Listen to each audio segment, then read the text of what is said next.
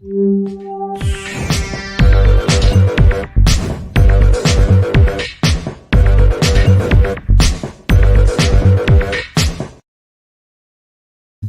welcome to another Monday night with the Five Guys on Live. We have a full show, full of information, full of things to talk about, and we're going to jump right in while we're giving people some time to join us.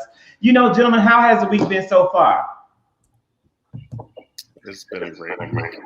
You know, I feel like I'm looking at everybody's, like, I feel like I have a small head, but I don't. I have like a gigantic head. But for whatever reason, with these dreadlocks and the position I'm in the camera, my head looks like it's shrunken. It looks normal over here. Well, I guess I'm wrong. So, you know, gentlemen, it has been a very full, hectic week. We do have a lot to talk about, and so we're going to jump right in. So good evening, Yolanda Pryor Glenn. So glad that you are with us and able to join. And the very first thing up, guys, just to jump right into the heartbeat of things, is really to talk about President Biden's first 100 days in office. Gentlemen, President Joseph R. Biden will complete on Thursday 100 days in office. He is coming to the state of Georgia and the city of Atlanta to mark this 100-day time span. There's a lot of things that he's done in that 100 days, and I'm going to share some of them. But before sharing the key insights to his 100 days in office, I want to know from you, what do you think of his performance as president of these United States in the 100 days? And what do you think has been his greatest accomplishment in that 100 days? Well, I would say I would think his biggest accomplishment is keeping his word with the vaccine. Mm-hmm. More people have been getting vaccinated, and more people have been able to get vaccinated, and they've been designating numerous spots outside of pharmacies to get vaccinated. So I think now everyone should have the opportunity, if they choose to get vaccinated. And I do believe that he kept his word with this. He did say by, I think, summer that he expected, I don't know the number exactly, but it was a large number for people to be vaccinated. And I do think that he is holding up to that.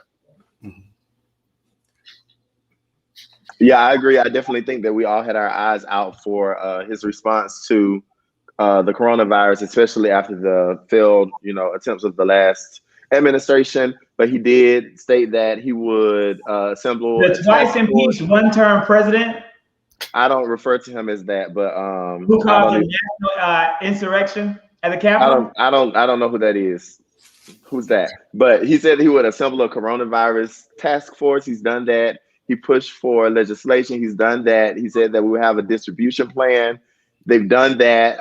They also said we would rejoin the World Health Organization, and he has done that as well. So his response has been remarkable. And I think at this point, anyone in the nation who is over the age of 16 is eligible for the vaccine. So I've been fully vaccinated. Well, I've received both doses. It'll be a couple of weeks before I'm considered fully vaccinated, but I have, and members of my family have as well. So I'm excited that we're able to start getting back to some sense of normalcy. And I know we still have a long way to go, but it's been good to see that he's kept his promises and attacked it as ferociously as he said he would. Yeah, I agree. I think that he's done a great job with tackling everything COVID.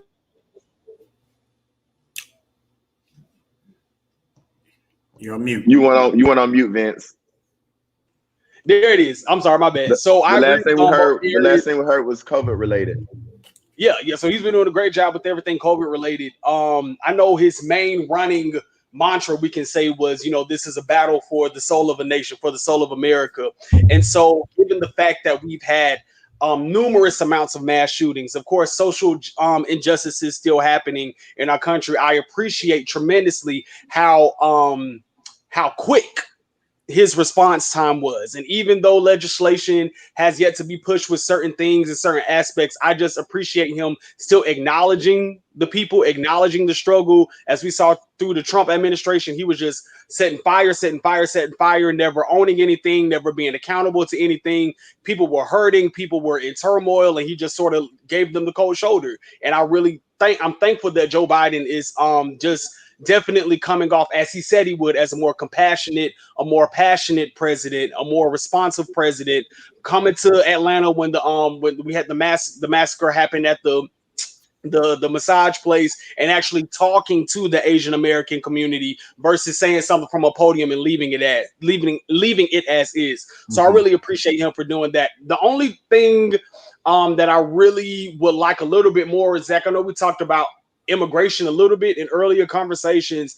I do feel in the midst of this 100 days, in terms of just the holding facilities conversation, I'm just very curious how that is. I do think in 100 days, kids should have been moved out of quote unquote jail cells like type things, rent out some hotels, build a suburban community. I don't know. I don't know what that looks like, but I feel like in 100 days, at least that could have been, that conversation or those kids could have been maneuvered into a more, comfortable setting, right, if that makes sense. So I'm going to break that down. I have a graphic to share next. I know DeAndre wants to share, and I'm going to then share kind of some graphics.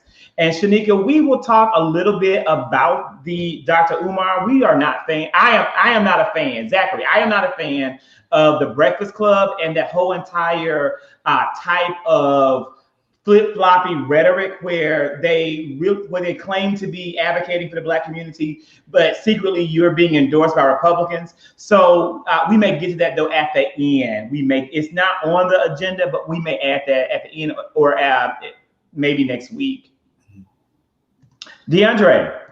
I not to belabor it, I just kind of want to piggyback on what Vince said, because in fact he kind of hit it on the head. I already have this issue where I'm not a huge fan. I know it's ceremonial, and I understand that we have to have these conversations about the first 100 days. I'm never really big on this concept of the first 100 because I think our expectation level becomes really bad because of the fact we expect this man to do all these things at 100 days. And we put these unrealistic expectations, right? And so I have a hard time with that. But to Vince's point, I love the fact that we are receiving something in these first 100 days that we have not had in a while, which is somebody literally being before the people.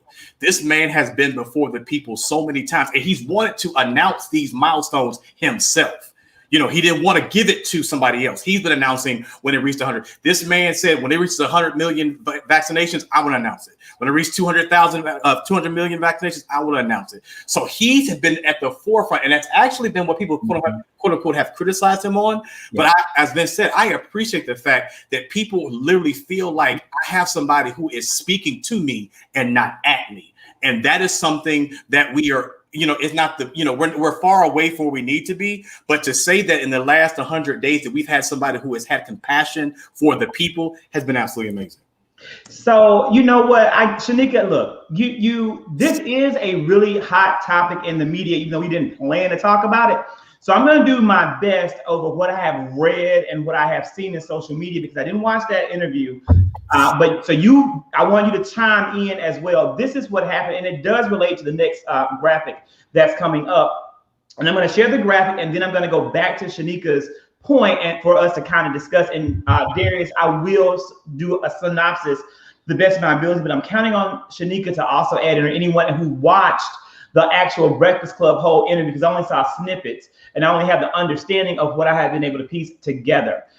So this is what we have. This is a breakdown, everybody, of President Biden's first 100 days. I'm going to enlarge this in a moment, but I want to highlight some things. It breaks down what he said he would do and what he actually did. Let's start off right here and look at, I know you can't read it probably fully, but you can get a good glimpse.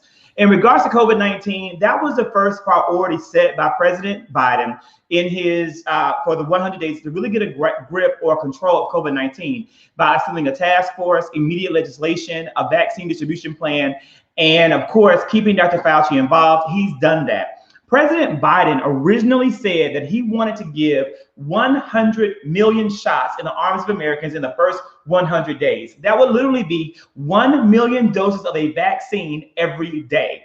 And he did that. Not only did he get 100 million doses in the arms of Americans, he doubled that to 200 million doses and did it before the 100 days were up. So on that point, you can't deny probably an excellent job.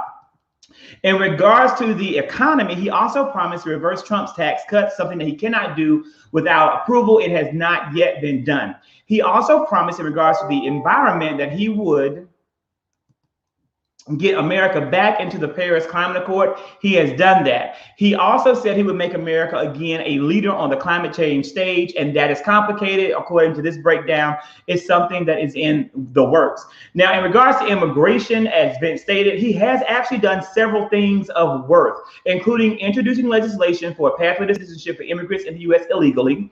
He's established a task force to reunite children and parents separated at the border prior to him becoming president, although we know that there has been a huge surge of immigrants that are children who have now come. In Trump's Muslim majority countries ban, he's done that, as well as increased government supervisions over U.S. border and immigration policies, but he has not been able to make the Deferred Action or the Dreamers Act permanent. He's also not been able to stop family separations because so many children, or teenagers specifically, have come to the border up through Mexico, as well as really being able to defund the wall that President Trump promised. In regards to foreign policy, also, he has done some things there. But the main thing, pardon me, that Vince talked about, or that, I'm sorry, Dr. Umar talked about, this is where we can go back now to Shanika. I'm going to need you and anyone who saw that ready to go. If Shanika is still here, she may not even be here no more, is this. President Biden, according to this breakdown, has not yet achieved a number of things that were promised in regards to racial equity, including the creation of a task force to really monitor the role of policing in America. He did some movement towards that on last week that I think will be very pivotal, but it just happened last week. So in regards to the 100 days, not a lot of traction has been made. Dr. Umar Johnson said that President Biden has not done anything for the Black community. He said he's done things for the trans community, and he's done things for the Asian American community, but he hasn't done anything for the Black community. And personally, I thought that was absolutely false. I thought it was offensive that this man would get on a national stage, although it's a fraudulent stage in Zachary's opinion, and make these claims. Because this is what happens when we say that, is that it further separates Black people from the rest of America, and it certainly separates Black people from our brown allies and counterparts. It's all meant to divide marginalized communities. I believe this from the bottom of my heart. There is no way the Black community will thrive without the other communities that surround us thriving as well. We are not a separate island. Dr. Umar is a Pan-African separatist. That's a big part of his philosophy. He wants Black people to be separated out. He believes in it. There are other Black people who believe in it. There's a whole Hotep philosophy around the notion of Black superiority. I don't support those beliefs. I don't believe in that at all. I believe that we all stand together, Black, brown, and other allies, united to fight against systemic oppression and racism. That is what makes us America, and that is what makes us great. When we can do that, we've been able to do in the past, and we can do it again. To me, Dr. Umar and everyone else involved in that Breakfast Club, they're separatists, and they will not prosper the Black community. My opinion. And Shanika added in here as well, just to give, and here's her comment. Darius, can you read it for us? Yeah, he basically said that in his first 100 days, Biden has not done anything for Black people. He stated that he has implemented executive orders for Asian hate, but has failed to do the same for the Black community, who has been suffering for years. The main thing he kept talking about was not doing things for Black people. He put a lot of emphasis on this. I will also say, I also want to say that when you think about things that disproportionately affect the Black community, coronavirus was one of those big things. And so it's difficult to say that, you know, he hasn't done anything for the Black community when we were dying at much higher rates at that time. And then also when you look at some of the other policies, I think that sometimes Black people expect for it to say, Act 101, this is for Black people in parentheses. But if you really think about the way that different acts affect the way that the country runs, we have benefited from a lot of the work that he is doing, and also have to understand and acknowledge that he's one person. And it takes systems. That's why systems are in place. It takes systems of people to agree that something needs to be done in order for it to be done. So I don't think that it is productive to say that nothing has been done for Black people. And I don't necessarily agree with a lot of the things that he said. You know, I'll say this. I did sort of get in my feelings just a tad bit when I saw that the Asian American hate hate crime bill passed like last week. And I think a lot of African Americans felt the same way, because as we have been marching for social justice and police brutality and all these things for years and decades on decades on decades, definitely not slighting the Asian American community, but as of recently, we've seen their numbers in terms of hate crimes. Yes, they have skyrocketed. The massacre happened in Atlanta, and it just seemed like that bill just swept through Congress and the Senate like that. But in regards to things that do pertain to us, it's still, collecting dust, and it's been collecting dust. Even though I think somebody broke it down, also after some interview, somebody was like, well, the Asian hate crime bill was more so like a domestic kind of thing. The social justice, George Floyd policing bill is sort of like around Black Americans, Black and brown communities versus the police, if you will. So it's a little bit more nuanced, but still the optics of it all, as a Black man, I did sort of side eye it. And again, that does make me go back to that model minority thing that they put, that they titled the Asian Americans with. So to a degree, yeah, is he wrong? Is he right? I don't know. Mm-hmm. Zach, real quickly, let me go back to this Umar for a second, because of the fact that I've made this mention on this show and mine on a number of occasions. You have to be careful about wolves in sheep clothing, because of the fact that we talk about this individual. This is the same man. Now, we talk about how he was talking about how Biden hasn't done this and everything else. But let's talk about that same conversation that he had in that interview when he talked about his school. Now, he mentioned in that conversation that the reason why that school is not the way it is because Black people haven't helped this school. And he has done this on a number of occasions where he does this thing to where he talks about other people, but it's okay for him to down and degrade the Black community, but call it being woke. And that becomes a problem for me, because you got to be careful about these Black people who are speaking against you, talking down to you, and thinking that they're speaking life into something, and they're becoming more divisive. I don't necessarily like his. I mean, he was here 2 weeks ago in the city of South Fulton, talking, he was here talking mess and everything else. We have to be very careful about the people we give time, energy, and attention to, because of the fact that this is an individual who continuously, as you said, Zach, continues to draw a divide. I get it. There are people who want separate ways and things of that nature. But we continue to say, the more you continue to draw these negative narratives into this, you're not building anything up by continuously telling us we're not shit. Forgive my language. But every time I turn around, you continually tell us we're not shit. But then you expect us to receive that just because you Black.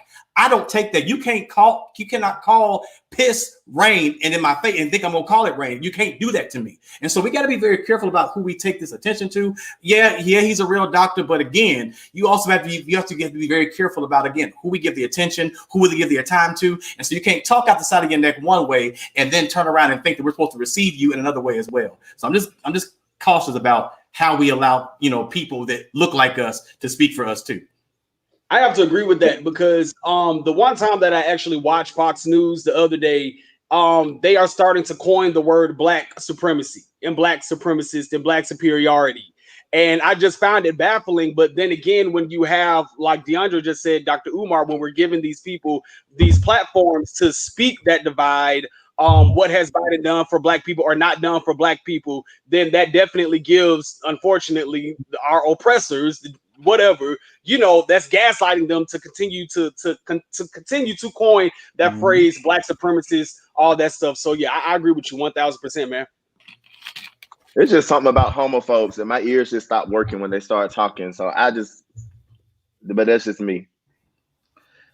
And so one thing, in regards to the law, President Biden on his first day, not second day, not third day, not 100th day, not 90th day, as when he, and President Biden didn't pass the Asian American Crime Act. He didn't do that. That's not in the power of the executive branch of the government. That was done by Congress, and that was on behalf of a number of Asian lawmakers who were fighting for that. So President Biden didn't do that. So for Umar, anyone to say that he passed a bill for Asian people but not Black people, they don't understand how American government works in general. Here's the thing. On his first day in office, the very first executive order that he signed was President Biden take action to advance racial equity and support underserved communities. That was on day one, and that was done for the Black community and for those of us who are Black who supported his campaign, because he was immediately addressing the needs that he promised he would address on the campaign trail. So I think it's important that we put that in perspective, because again, it's meant to divide us, and those things can easily do so, especially when we listen to someone like Umar who hasn't fact checked. Here's the last thing on this, and we're going to get ready to move on to some policing, and Vince, it'll be up with you. This is a summation from PolitiFact. PolitiFact does the fact checking of all these sources. They brought together historians, and they gave a great summary of how they view President Biden's first 100 days.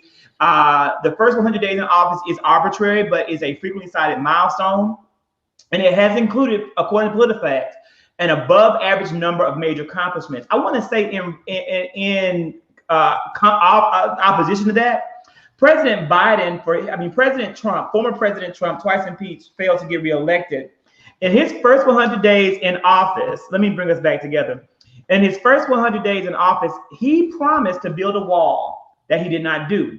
He promised to repeal Obamacare, which he did not do. And he also promised to pass term limits, which he did not do. He not only failed to do those three things during his first 100 days, he didn't do them during his whole entire 4-year tenure in office.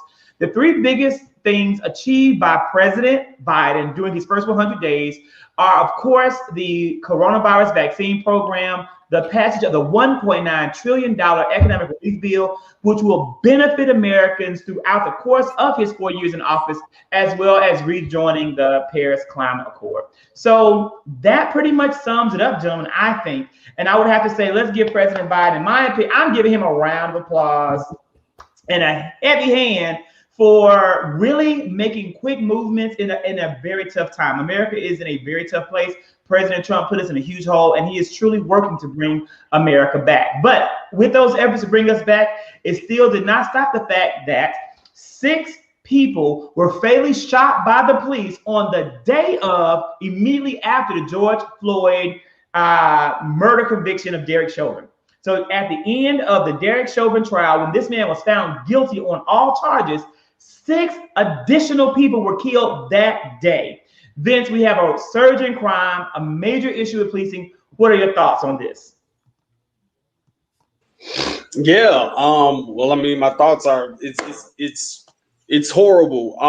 One thing that I definitely pulled post the Derek Chauvin verdict is I think a lot of America, especially Black America, had like a deep sigh of relief. At the same time, cautiously being optimistic, if you will. Is this a sign of police reform? Is this a small step? And I'm sure we can, talk about that a little bit later. But the piece that I was actually looking for after this verdict is what Attorney Garland actually just announced. One second. Yeah. So last week he announced that he's commissioning one probe for the state of Minnesota, and today he actually announced that he is commissioning another probe in Louisville. Of course, we know Minnesota unfortunately had the deaths of Philando Castile, Dante Wright, and George Floyd. Louisville, Kentucky, Breonna Taylor. And for the Attorney General to finally, or someone for that matter, anybody, to step up and begin to probe these 2 police forces to see if they are doing unethical practices. They're going to follow up with a report. And one thing that I really liked about what Attorney General Garland said is that he will be interviewing activists and community leaders and community members on the scene, to engage with them and their experience with the policing, hopefully to bring it to a better place. And in my mind, I was like, this could be a small step towards police reform, because, during the Trump era, we didn't really see any of this. The DOJ wasn't getting involved in oversighting anything with any senseless killing, any, act of police brutality. So, that's what I really wanted to talk about. And also just another quick thing in my studies, that in the state of Minnesota alone, over 50 African Americans have been killed by police again in that state since the year of 2000, and then a significant number of that is in Minneapolis. I believe we talked on that city, Minneapolis, I believe I touched on that last week. It's like how it's Minnesota and Minneapolis been able to just be under the radar and ain't nobody caught them yet. Like something is jacked up in that state, especially in that city. So again, in my opinion, kudos to Attorney General Garland for finally stepping up and wanted to, do some things in terms of police reform. So I just wanted to put that out there with y'all, in addition to the Chauvin verdict and Micaiah and just all these other things that's been happening. A total of 16,000 people have been verifiably killed who were unarmed by the police since 2006, and only 18 of them have ever made it to conviction. 16,000 people have been killed by the police who were unarmed since 2005 that we know of, and only 8 of them have actually made it to a conviction. Derek Chauvin was the 8th. Gentlemen, what do you think should happen here? I mean, again, we have a number of people who are still calling to defund the police, abolish the police. Is there anything that can happen on a national scale? What's one thing that you would recommend? Just one thing that each one of you gentlemen and viewers out there would recommend, if anything. And I can go first, give more think time. And this is what I would say. I would recommend that if I'm a doctor, if I'm an educator, and I am accused of doing something of wrongdoing, I am going to face consequences. So the whole concept of qualified immunity needs to end. If I'm a doctor and I have a case brought against me that would result in a lawsuit against my hospital, I have to have insurance to cover me. Malpractice insurance. Police officers do the exact same thing. And here's why. When you have insurance or malpractice insurance as a doctor, and you have and you lose a case, your hireability is going to change. The amount of money that your employer must pay for that insurance goes up, and it's a major detractor from you. And at least it makes you think twice about your actions. It makes you think twice about malpractice. What these police officers are doing is much worse than malpractice. So there should be a level of accountability built in through like an insurance type program that will hold them accountable, make them think twice before taking a life that is unjust and undue. That is my recommendation.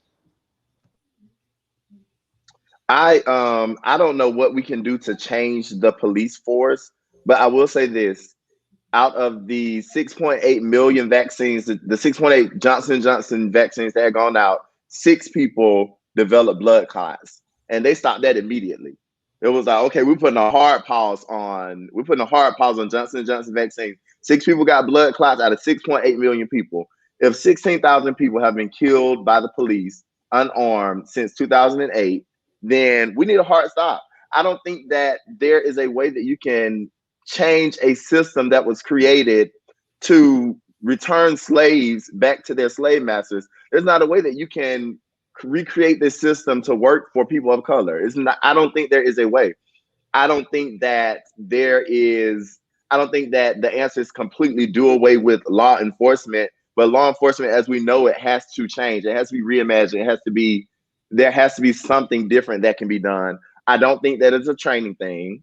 I've seen a lot of people saying, oh, you got to go to work, you got to go to school for 8 years to be a doctor, but you can go through a police academy in 3 months or whatever. It doesn't matter if you have to go 8 years to be a police. If they have hate in their heart and they're given a gun, or if they have an immense fear of Black people and they're given a gun, or irrational fears of Black people and they're given a gun, it's going to end up like Micaiah Bryant. It's going to end up like George Floyd. It's going to end up like these people that we continue to say their names. So I don't know what it is that we can do to this system that was created to disenfranchise us. I don't know that there's anything we can do to this system in order for it to work for us. It wasn't created to work for us. Mm-hmm. I agree with Darius. That's why I was just saying here. There's not nothing that we can do. I do feel like the people that are getting sentenced are not getting sentenced correctly. And how can you fix that? I don't know how you can fix that. I mean, I think Derek should have got the death penalty, if you want my opinion, but as well as everyone else. But I don't know how you can correct this. I don't know.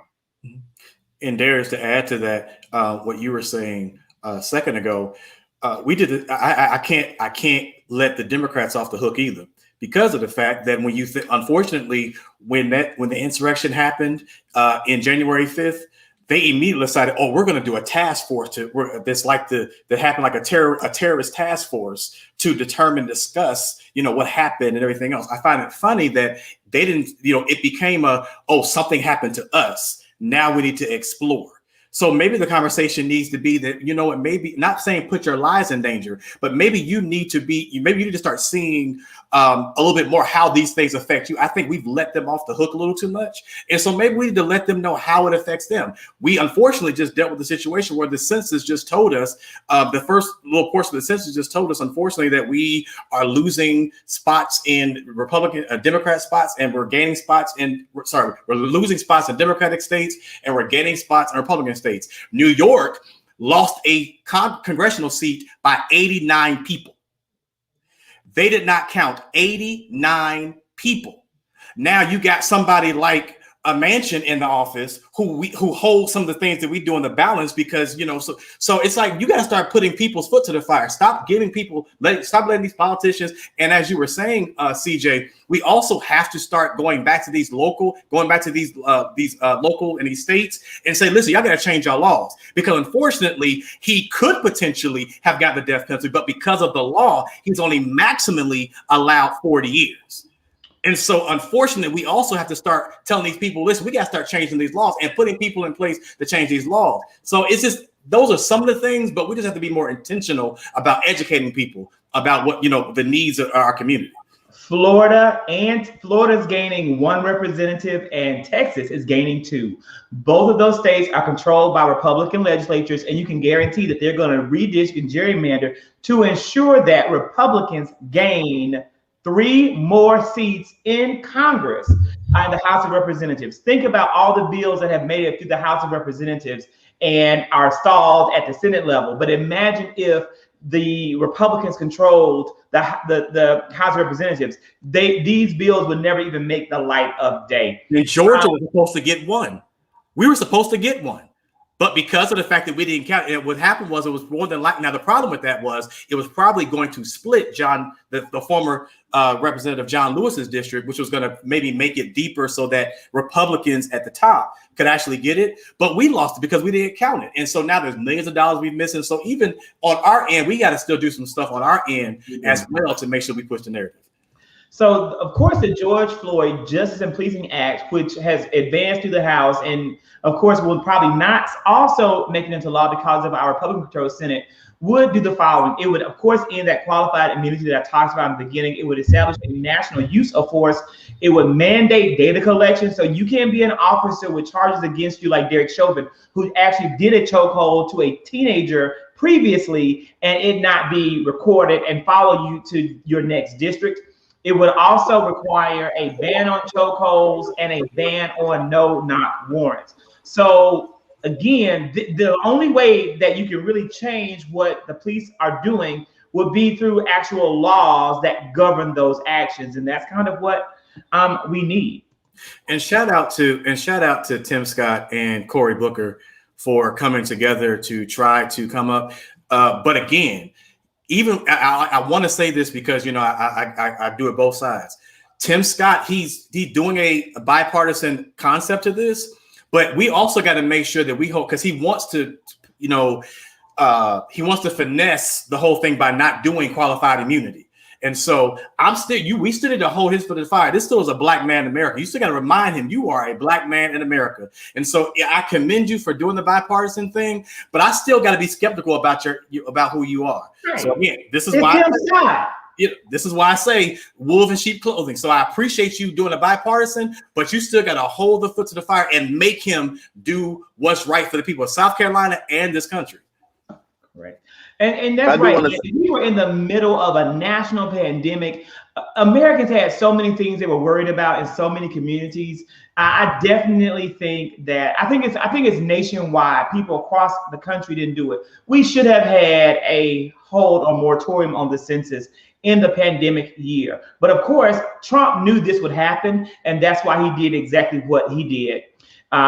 So the next, yes, Darius. I wanted to add before we move, as we talk about police reform, I know a lot of us are unsure what will help, but I know what will not help. And that is people trying to justify the killings of Black people. And more importantly, in the Black community, I was very disappointed to see so many people trying to justify the shooting of Ma'Khia that happened on the day of of Derek Chauvin's conviction. It was disgusting to see people try to justify him shooting that young girl. She was 16. She did not have to die. If she had a knife, if she had a gun, if she had a nuclear bomb, she did not have to die, because they find ways to de-escalate situations when there are people who are not Black. They can find ways to de-escalate situations when there are Black people in place. And we as Black people have to do a better job of letting people off the hook that easily. That was not justified. That was crazy. He shot her 4 times like a dog in the street. It was disgusting. And anybody who believes anything otherwise, you need to take a deep look within, because there's something wrong on the inside of you. That did not have to happen like that. I'm just confused when these cops are shooting people. Why are they shooting to kill? Like, they shouldn't be shot at all to begin with. But why aren't you shooting them in the arm? Why aren't you shooting them in the leg just to bring them here's down? The thing. Of course, to answer that question, and so, is that police officers are trained to shoot to kill, not to de-escalate and to de-arm the threat. And that's where I believe the training needs to shift, and we need to have a different focus of policing. We need full, absolute 360-degree change in how police happen. Exactly, Shanika. They're trained to kill, not to disarm. Yep, there is. I agree with you. Now, there is nothing wrong deep down the inside of me. It's nothing on deep down. Don't do it, Zach. No, but I'm going to give a balanced viewpoint, and because I've actually thought a lot about this, and I wasn't going to bring it up, but you brought it up, so I'm going to have to share. Here's the thing. I'm not mad at the police officer per se that shot the young lady. I'm mad at the laws that are going to uphold him. He is legally going to be justified, and he's probably not going to face any charges or a whole lot of ramifications because of the laws. We have to stop focus. People are focused on this cop. People are focused on the concept of this police officer. We have to focus on the law. That's what we must change. We must change the laws that are going to protect him. Was he justified? I researched because I really felt some kind of way. I went from where you were, and I looked at all the comments, and I had to think to myself, am I wrong? Am I wrong to say that this was an unjustified killing? Is every single use of force unjustified? For Zachary, I believe it is. But here's the law. If somebody else's life was in danger, then he is justified to use lethal force. Now, let me ask you this. Arguments of multiple people. She had a knife. She was going to lunge at the other young lady. Therefore, the officer was mandated to save that other young lady's life. Now, the bottom line is he should not have shot her. He could have tased her. We have seen tasing happen multiple times. He could have. There's a lot of things that could have happened that could have saved this young girl's life and avoided this whole entire incident. Yes. The thing is, the training isn't there, and the laws don't exist to back up the claim or that are going to hold him accountable for this. And that's what we're seeing in multiple cases. We can have all the outrage we want to about what happened to Ma'Khia and what happened to Adam Toledo, but we all know what the outcome is going to be because of the law. We have to focus on changing law, and we have to focus on getting in politicians who are going to change those laws. I agree with you, Zach, but we can walk and chew gum at the same time. We can hold that police officer accountable as we also hold our lawmakers accountable for what happened. And so I don't agree with the notion that this was it's not a single incident. It is a part of a larger picture. So we do have to focus in on the laws that enable something like this to be something you can get away with. But at the same time, he did not have to do that as a person, as one person, as a single person. He did not have to do that. So now, Zach, you made that. Go ahead, Vince. I'm sorry. Go CJ. You go ahead, CJ. Yeah, you go ahead. No, so Vince, so Zach, you were saying that the police officers are trained to kill if they feel threatened or, someone else's life is in danger. So when I think of, all the people that this happened to, is even thinking about Oscar Grant, like he was handcuffed on the ground. This happened in California, Fruitville Station. I don't know what happened to the cop. I don't know if he got off or not, but what do you justify for that? He was already handcuffed. He was facing hand down, and the cop shot him in the back. So this is another thing that I wasn't going to really share a great deal about. I agree you can focus on both, but the thing is this. the officer is the officer is going to be found legally, like he's able to do this. He's not going to be the officer actually. Now, here's the thing. I believe firmly that situations like George Floyd, there's many instances of clear-cut police brutality. That to me has to serve the focus of the outrage, because there's only so much for me, for Zach. I only have so much outrage and work I can do. There's only so much fight in me. I can't fight for every single instance of police brutality. That has to be a work of a larger community. And I believe that unfortunately, by making every single situation a kind of a flat out like case of no matter what happens, I'm going to take this stance, it will diminish our work. It's going to diminish progress that can be made towards getting these laws passed. I believe you have to hone in on the situations and the cases that are truly going to move the needle on the large scale. On the individual scale, that is where the justice system needs to do its work. That's where independent community advocates need to do their work. I'm looking at it from a macro level because I can't do anything about the individual level, but this is only my opinion and how I frame my work as an advocate for social justice in this country. Now, I understand. Oh, no, I understand what you're saying, Zach, but I just can't help but to think too, for her to have called the police expecting to be protected and to end up dead. And how many times, even for myself, there was a situation with my family and I called the police. And I cringe when I think about that at 28, how sideways that situation could have gone. I'm calling the police thinking that they're gonna, de-escalate the situation, or they're going to make sure that everybody is calmed down, and then someone ends up dying because I called the police. So you can look at it from a macro level, but I can't help but to think about the family of that girl who is without her, and that does not have to be the case. So I just don't, I can't see that. I just can't. So my thing about this, and this is why I thought that you were going to take it. I'm going to just go a little bit further, and I feel like as the Black community, we're sort of, I guess, skating over this issue. My thing is, had she not had a knife, would that fight ended up on World Star? My thing is, where were the parents? My thing is, who were these adults that was around them? I agree. Definitely. She was in a foster home. A foster home. Right. So foster parents, guardians, and I'm just going back to my high school days when bullies used to pull up on people. The principal knew, the counselors knew, teachers knew, parents on both sides were somewhat aware of issues that were going on in the school, in the child's home, so on and so forth. Even with the Adam Toledo situation, why were you out that late?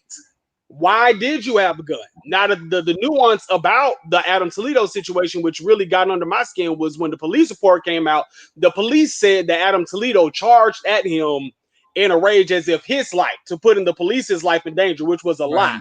Because when the body cam footage came out, Toledo was standing by that fence. So y'all lined up there in Chicago. That's a whole nother topic. Go ahead. But all in all, I'm looking. Dang, I hope I'm not breaking up. You're fine. Keep talking, Vince. But all in all, I'm looking at it. But I agree with you, Vince. I feel like the adults in that situation are also at fault because they should have stepped in. And I do not agree or condone, adults standing around. But if 3 people come to my house and try to attack me, and I call the police, but in the midst of waiting on the police to get there, I feel like I have to take matters into my own hands. I don't think that I should end up dead. Well, I agree. I agree 110%. But we will move on. That's interesting, Kandi. I'm going to have to research that further. But you're right, Andy. That's a big part. I do a lot of reading on the civil rights movement and how they made progress. And think about James. I agree that those days are gone. Our strategy shifts, but how does it shift? There isn't everything that was done in the past isn't all bad. There's a lot of great things that were done. We look at what's good and we look at how we can evolve it if you're really in the work.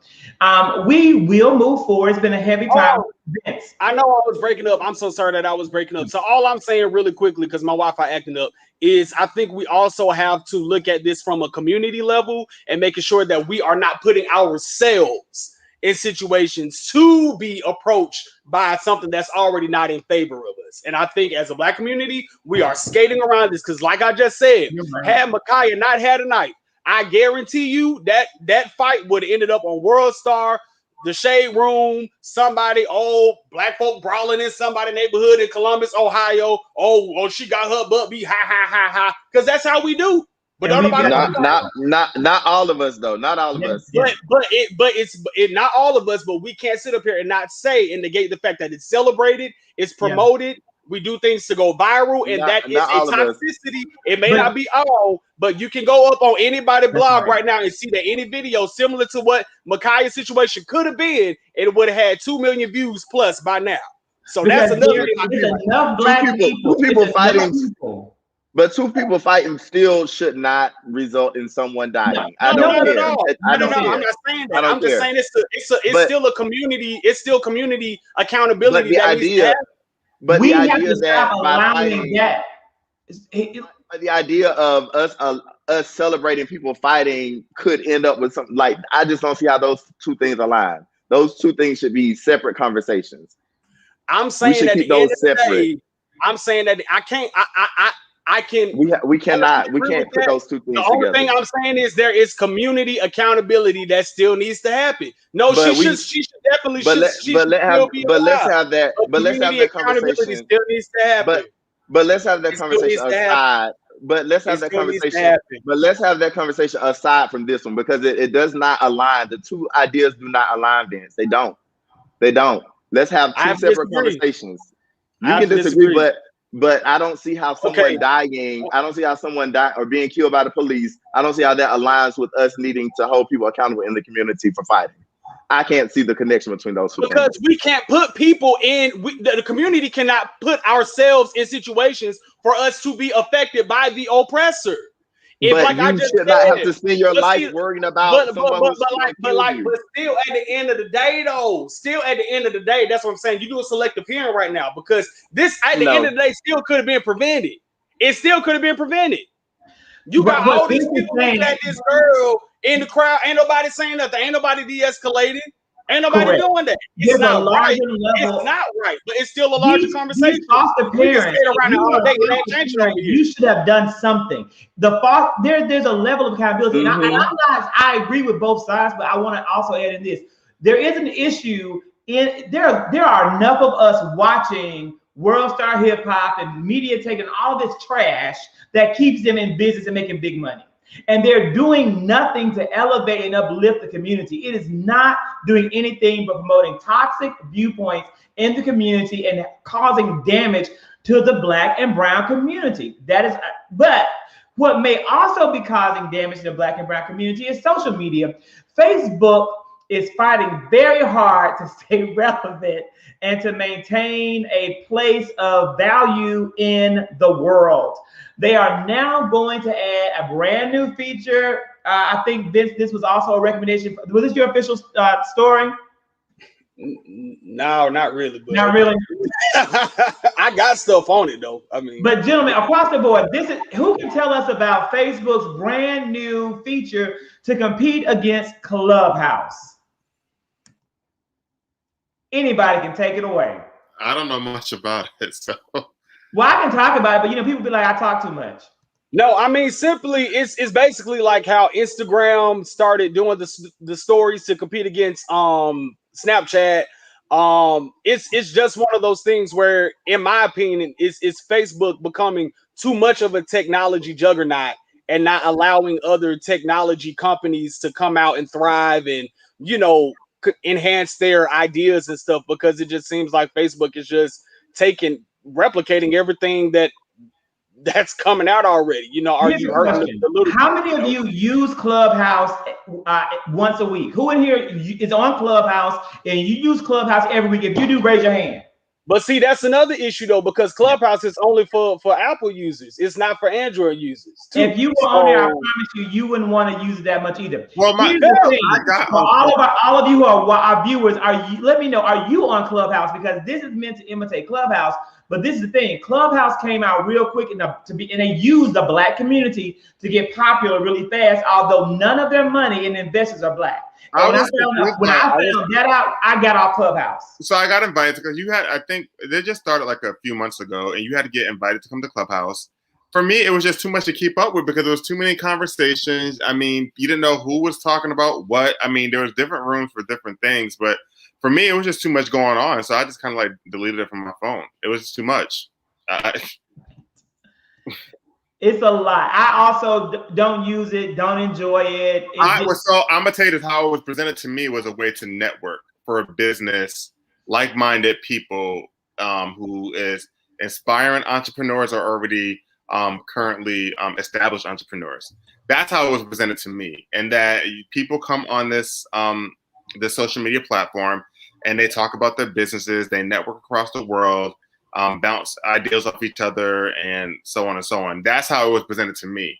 Then when I got onto Clubhouse, I was hearing conversations about dating and sex and people trying to hook up with people. And there was some conversations about businesses. It was just all over the place. So for me, the way it was presented to me wasn't how it actually was when I actually got on Clubhouse.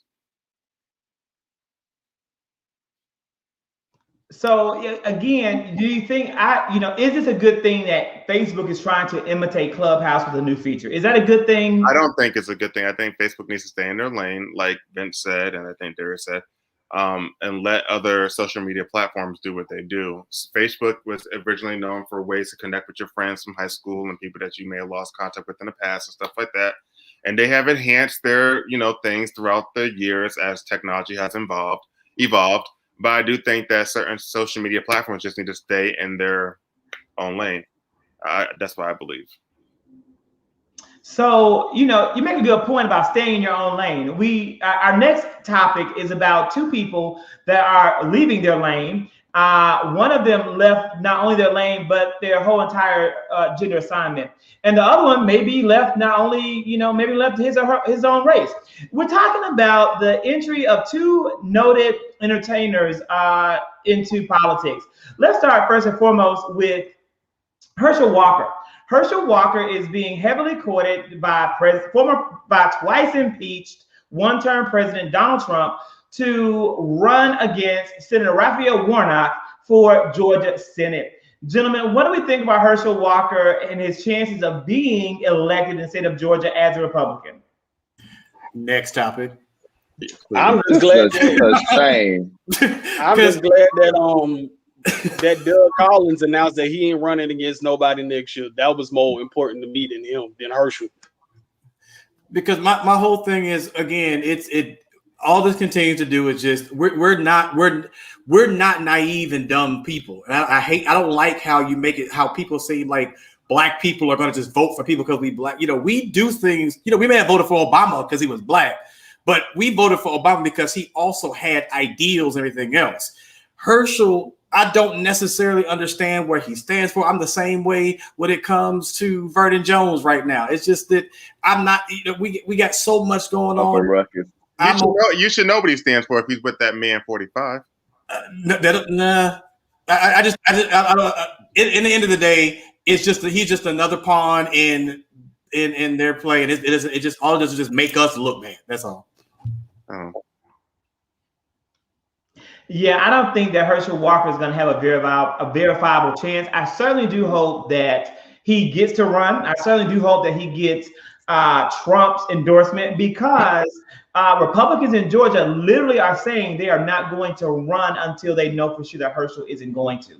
The Republicans in Georgia really do believe that they cannot win any election if Donald Trump does not endorse them. And I'm glad they believe that. I'm glad that they are doubling down, thinking that Donald Trump, who lost the state of Georgia, has an impact on the people of Georgia. I am glad that they believe that. Gail, no one's going to ask Christian Walker anything. This young man drives up to Starbucks and changes his voice. I can't do it. What? Wait, the crazy. I mean the baby. What'd you call him? The baby. What'd you call him, Zach? Christian Walker. Oh no! It was somebody else. He goes to Starbucks. How did you know that? James, I'm just gonna let that conversation flow right all over the screen because I cannot go.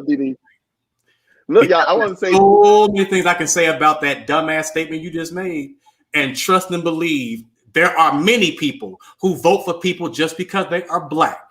So don't give me that foolishness about they did not. Many people don't even go and vote because of the fact that unless they'll go in the ballot box and they'll say that name sounds black, so I'm gonna vote for that person. So don't give me that crap about the fact that people don't vote for somebody who's just black.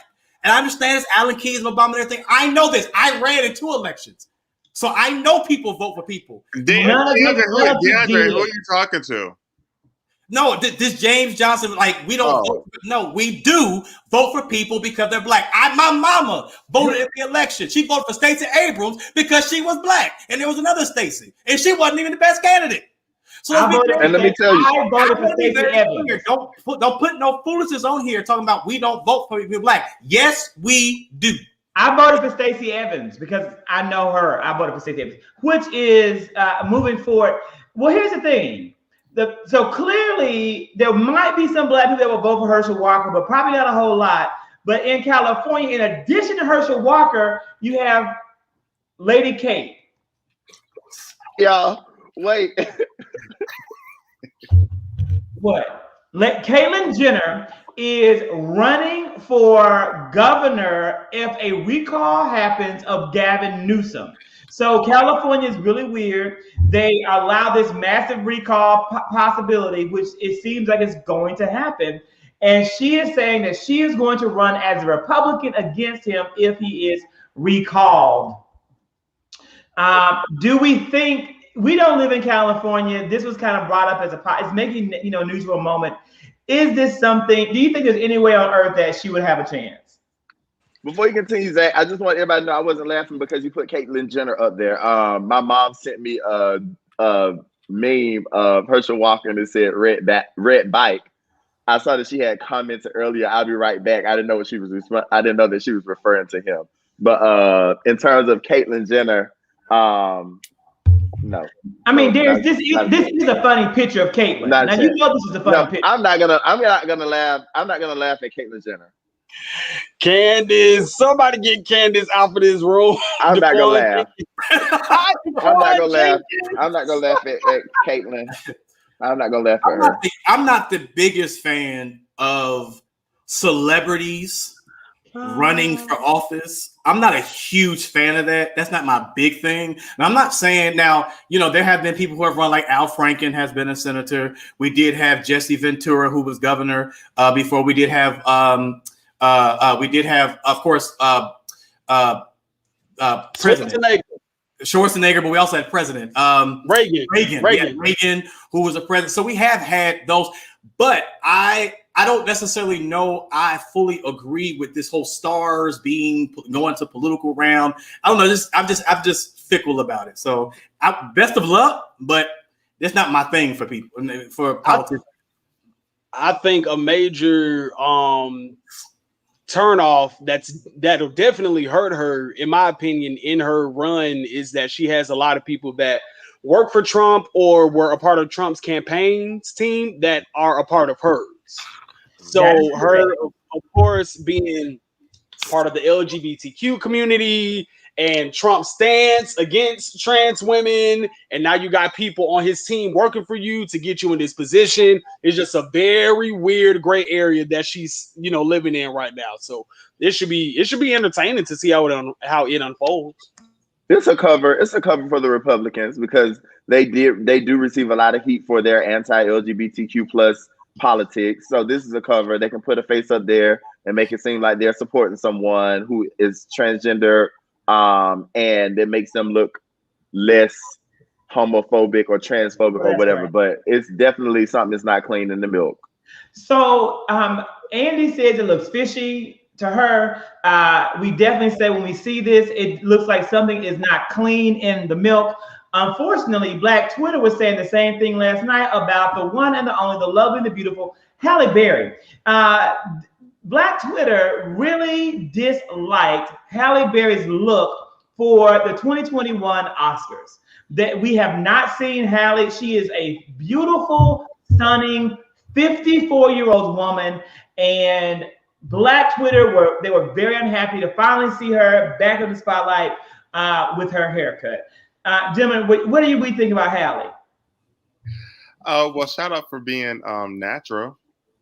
I mean, as far as her face and stuff, but Halle could have did better than this. That's all I have to say. You remember when Trump was signing that legislation into law, and those two little kids were standing behind him? There you go. That's exactly what she looked like. You mean you said she looked like wait a minute? Does she look like this? Yeah, exactly. See, yes. Amen. See, that's it. I knew somebody called it. Halle Berry has to have a better hairstylist. Come on now, what is going on?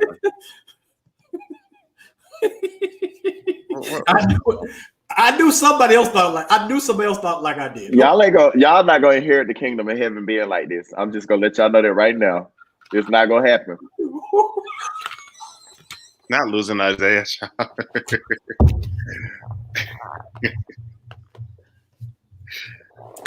Y'all are not right. Let's move on. Y'all ain't right. Zach. Darius, don't act like you don't want to say nothing. Don't even do that. My mama told me if I don't have nothing nice to say. Well, child, you should never say nothing then, because let me shut up. Right, CJ, because you're already on my shit list now. Don't get started tonight.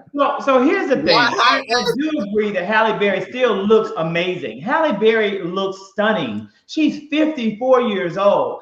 Dear God, please allow me to age just backwards, because I already look worse than Halle Berry. Let me age backwards to look a little bit better and then stop. So I agree. Well, if I said she looked good, I said just her hair. It was just her hair. I don't know what with the hair. It was doing this. It wasn't here. Do you think that it was done on purpose? Maybe she didn't care, just like I don't care about the what was the Oscars. I don't care about the Oscars, and she didn't care about her hair. How about that? At the end of the day, she said Halle Berry. I didn't care about the Oscars either, so I agree with you. I don't care about her hair. Well, shout out to her. Shout out to her for winning an Oscar. So she's an Oscar and a Grammy Award winner. Shout out to Soul. Shout out to Ma Rainey, and shout out to Daniel Kaluuya from Black Messiah, Get Out, and Black Panther for winning Best Supporting Actor. So I do think they was snubbed though. I do think he looked. Daniel looked bad too, but we can keep going. And yes, congratulations to all of them. And Mama Vera, I'm sorry. I don't want her to. I do apologize. So here's the thing. Zach, I don't know. Did she really cut it herself, or is that like a running joke? Because I just can't believe Halle Berry will cut her own hair and then go to the Oscars if she is in her right mind. But I don't know.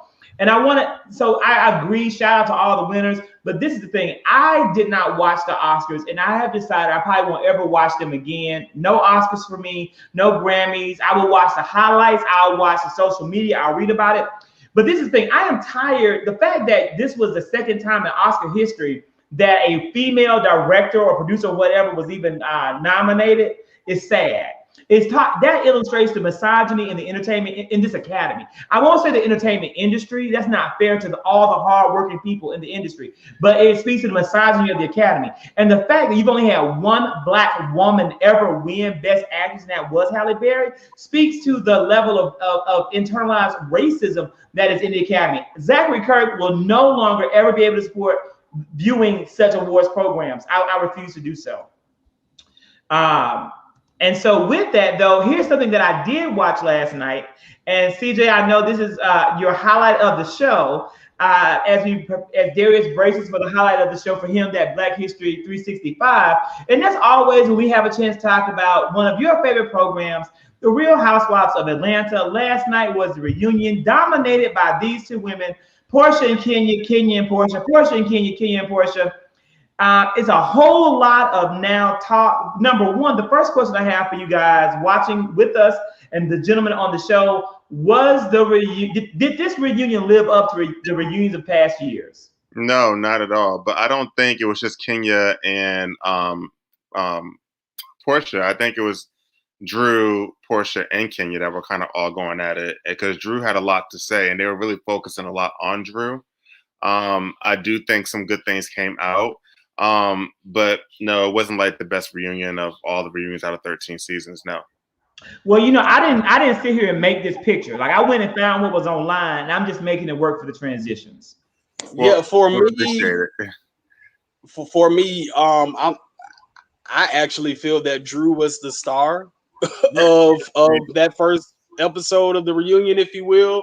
And one thing that I truly appreciated this season, I mean this reunion thus far, of this franchise, is that they finally held Kenya's feet to the fire. I feel like post the Phaedra saga, once Phaedra left the show and Kenya was still being Kenya through those other 3 or 4 seasons, she would do some foul stuff. And whenever the reunion came up, Andy would like talk to her about it for 2 seconds.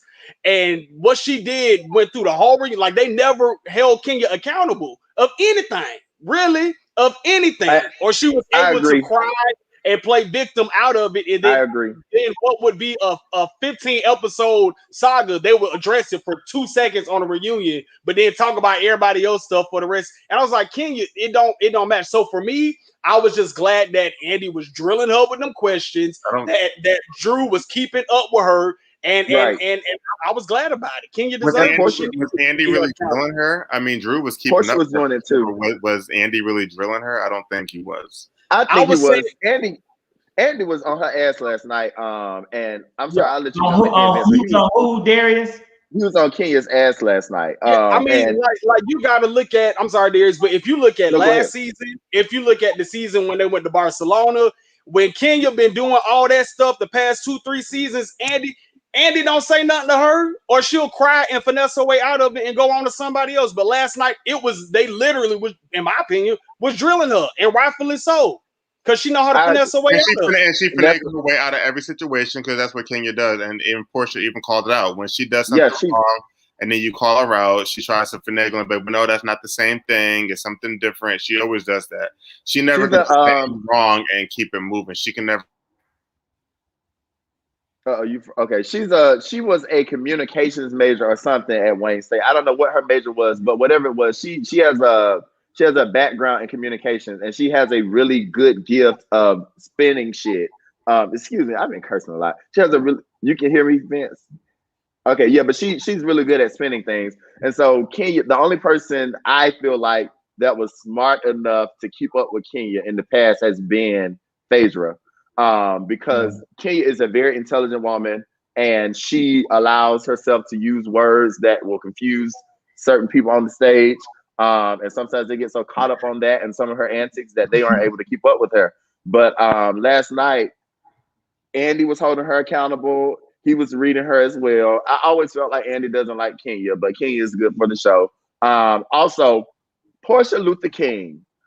That Portia, it has been amazing to see her grow. Exactly, Zach. She's the queen of gaslighting. But Portia was able to make comparisons, and she was able to make things make sense. Because sometimes I love Portia, but sometimes my baby can be a little, she can be a little slow to the bat. But last night, Portia was able to make some real connections over the years that showed a history of, or a cycle of behaviors that Kenya has done that makes her look even more crazy. And for people who can see it with their own 2 eyes, you know that Kenya is crazy. But to make the connections last night.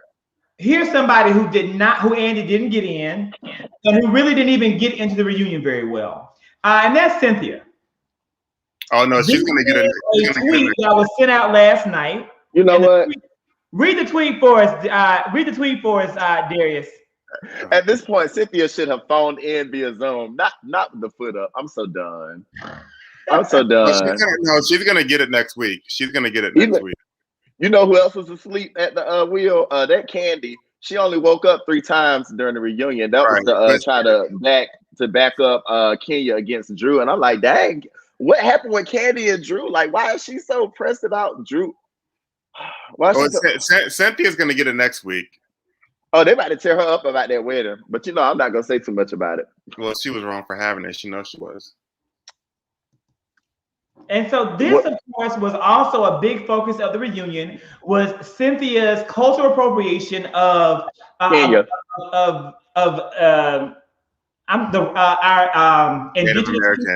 Our indigenous people of the United States of America. And it was something that she tried to even again last night defend, and because she said that she has Native American ancestry, and when asked where her family, what tribe she belonged to, she said this. West what did she say? She said West Virginia. She said she got grandmothers that lived on reservations in West Virginia. Yeah, that's what she said. She added that part later on, but when she said West Virginia, I think it was Virginia, and then she said, "Yeah, my grandparents have reservations in West Virginia." But when she said West Virginia, you know what it reminded me of? Sheree said joggers. Joggers. Right. When she said West Virginia, we all looking like what? Jogger. Summer, spring. But couldn't name a single tribe. She couldn't name. And she would read herself like, you would think that me having this heritage, I would know about it. Like, yeah, girl, we would think that if you truly have this heritage, you would know about it. But at the same time, the great point that Portia brought up was that you want to be forgiven. You want people to overlook your oversight. But when Portia had her moment about Underground Railroad, you still trying to railroad her about that 8 years Even later. until today, still. Shut up. That's the theme of the night is shut up. That's it. Just be quiet. So I'm certain that this is going to, and I want to say you're right. My family has Native American ancestry through the Choctaw Indian tribe. We all will know that in my family. It's a part of who we are. It's a part of our heritage. We own it. Here's the thing. The last thing, we're going to probably talk about this probably after part 3 of the reunion, maybe even later on throughout the summer as more facts become available. But it is being rumored that Bravo is seriously considering bringing back Phaedra Parks to the show, and there's a whole lot of recent interviews being done by Kandi Burruss, who is saying that she is not coming back, period, if Phaedra comes on. Kandi is taking a hard-nosed stance. She is hitting the media. She is digging in her heels. She is being proactive and saying that I'm not coming back if Phaedra is brought back. She just did an interview over, she did a live today even, where it came up again today. So, I do not think all Black people have Native American blood. I'm speaking of my family and my ancestry. Now, here's the thing. I want to know from each guy here, I want you to make a choice. Are we going to go with Team Phaedra or Team Kandi? Kandi. Kandi said that they're going to have to drag her out of there kicking and screaming because there's no other place that she can go and be paid to promote her brand. Kandi is not going to leave if Phaedra comes. Kandi is just blowing smoke up Bravo's behind. Kandi ain't going nowhere, but by Kandi. Right. I feel like Kandi, honestly, I feel like they put it off for too long, and I feel like Kandi and Phaedra need to hash out whatever, and it needs to go on TV because it's gonna happen. If Phaedra comes back and Kandi stays on, it's gonna be part of their storyline for sure. Yeah, I've been Team Phaedra all day, every day.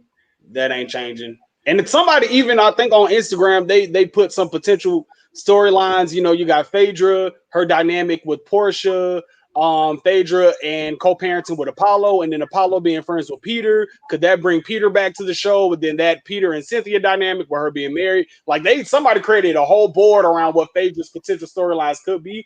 And at the end of the day, it's more interesting, unfortunately, than what Kandi has to bring. And to your credit, Zach, that interview that she just did with those two white women about how she's contemplating or how she has been contemplating on leaving, I feel like the white girls, they set her up because they were like, well, you got a lot of jobs, so do you really need to be on the show anyway? They set her up anyway. So I think America's already looking at her like, what else you got to offer? And I feel like that was CJ's argument about Nene. No, Zach, that was Zach's argument about Nene. And Darius, maybe you two, well, if it ain't Nene ain't got nothing to offer because we don't know nothing about her family, her friends. Oh, Kandi, I didn't say that. Somebody said it, or maybe it wasn't me. I'm saying Nene. Yeah, I ain't gonna. Don't say that word. Don't say that word. Right. But all in all, I feel like that once upon a time argument that we had against Nene, Kandi is sort of in that same bucket right now. So maybe she just need to slide on to the thing with Kandi though. My wife Ray said no Peter, please. Like she doesn't want bye. No Peter either. Let me say this. I'm for Zachary Kirk Parks. I've always said it. I always will say it. But I do not want to see Kandi leave the Real Housewives of Atlanta. Let me tell you why. I believe that Kandi adds a level of balance, and she is like a balancing agent on the show. And she does something that two people have tried to do but have failed. Sheree tried to be a balance and she wasn't able to do it. And she also wasn't entertaining in the role. The same thing goes for Cynthia. Cynthia also tries to be a balance and she's not able to do it. She's not entertaining in the role. Kandi, to me, is able to she's able to play both sides of most arguments, and she's able to call anybody out on the show who's wrong. And to me, she doesn't call out Kenya though. Sheree wasn't entertaining. Sheree was getting the show hot when it first started, to be honest with you. The last season Sheree was on, people were demanding that she leave the show because she was so boring. No, not because she was boring, but because she did not hold Kim accountable for the stuff that Kim was doing. Why. In the same way that Kandi doesn't. Yeah, but Sheree always brings it. Now that's one thing you can't. In the same way, Sheree always brings it. Always. But in the same way that Kandi does not hold Kenya accountable, and I can't do it. But Kandi can go. You know what? I want them both on the show. I want them both to stay. I think we need them both. I'm saying, I would be fine with having both, but I would also be fine with Kandi leaving if that means we get Phaedra back. Bring back my girl. Right. I'm gonna put it to you like this. This is my conspiracy theory. Okay, I think that just like Nene said, what reunion was that, CJ? The Tokyo reunion. Eva's first official, last reunion. When Nene was in that dressing room and she said Kandi, Kenya, and Cynthia got in the lines. Kandi is the ring leader. Kandi is the shot caller. Kandi has Andy's ear. Kandi has Bravo's ear. Kandi sitting on that right now in the back corner, minding her business. That Kandi is the chess mover out of everybody. But you know what her biggest move was? That's why I don't feel like she'll ever really come against Portia, because they need that. They need that drama. They need that. She's never going to attack Portia like that, because Portia Kenya dynamic, they're gonna need that. Kandi is the ring leader out of everybody. I'm trying to tell y'all. But let me tell you what Kandi did. Kandi sealed her fate when she married Todd. The way that Todd was a part of that production team and has friendships with all those people. You know that's what Kandi is getting her. That's what solidified Kandi's seat on this show, and that's what solidified all the other things. And Phaedra is a calculated lady, just like that too. When she knew what she was doing, she just didn't know they were gonna fall out. Hold up, there was an interview with Kandi, and Kandi said no, it really wasn't Phaedra who introduced her. She tried to I don't know. So she lied about them being introduced by Phaedra, or she lied about not being introduced, but she said both of them. Or she doesn't want to admit it because she's on the odds with Phaedra right now. But then I heard that her and Phaedra were like, I don't know. Look, I don't know. I don't believe that Phaedra was 100% in that whole scandal. I think that there was some stuff that was set up upon Phaedra, and that's why she looked the way she looked when all that stuff came out.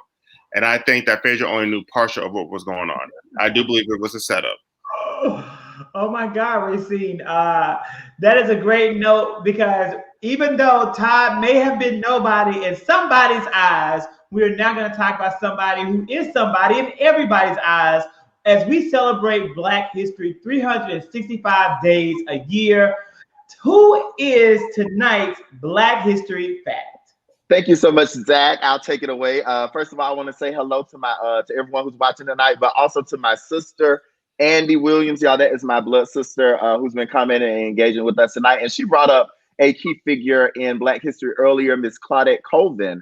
So before Rosa Parks refused to give up her seat on the bus in Montgomery, Alabama in 1955, there was a brave 15-year-old who chose not to sit at the back of the bus. That young girl was Miss Claudette Colvin, and she touted her constitutional rights to remain seated near the middle of the vehicle. She challenged the driver and was subsequently arrested. She was the first woman to be detained for resistance. However, her story isn't nearly as well known as Rosa Parks. So that is our moment in Black history for today. And Zach, before you cut it today, first of all, Darius, that's amazing here, because I swear I've been reading about her all day today. So you are on a wavelength. But I wanted to also, because we did not catch this last week, and I wanted to make sure we catch this because Darius brought this up last week, and I want to make sure we hit it. I really wanted to hit it really quickly because of the fact that we talked about at HBCU last week. But one of the things that we did not do is we did not celebrate and recognize the rising of Morris Brown College, which has currently received their candidate status to now receive accreditation. And the reason why that is so important is because the fact that people counted that institution out, people called it quits, and we have to stick true to our HBCUs. They need us now more than ever. And Absolutely. so please, if you are a graduate of an HBCU, even if you're not a graduate, find you an HBCU, find you a young person who's going, support them, recognize them, honor them because of the fact that we need them now more than ever. So salute to Dr. Kevin James and all the team at Morris Brown. And I'm looking forward to helping them continue to do the work. So congratulations to you and God bless you. Except that one. Except that one. Except that one. That one. Yeah, except that one. Yeah. But again, continue. Please make sure you support your HBCUs because again, they need your help. Come on, JCSU in the building.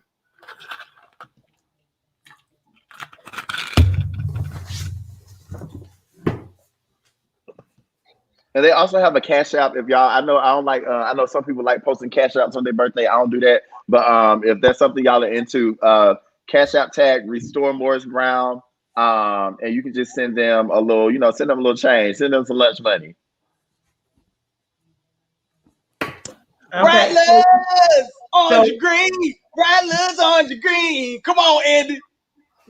So there definitely will be a chance to support Morris Brown and all of our HBCUs. For those of you who went to HBCUs and who want to support those alma maters, I'm a proud graduate of Mississippi State University, and I will continue to put my money not at Mississippi State, but where I feel it's going to have the biggest impact in the Black community. Thank you guys so much and have a wonderful, wonderful night. Thanks for joining.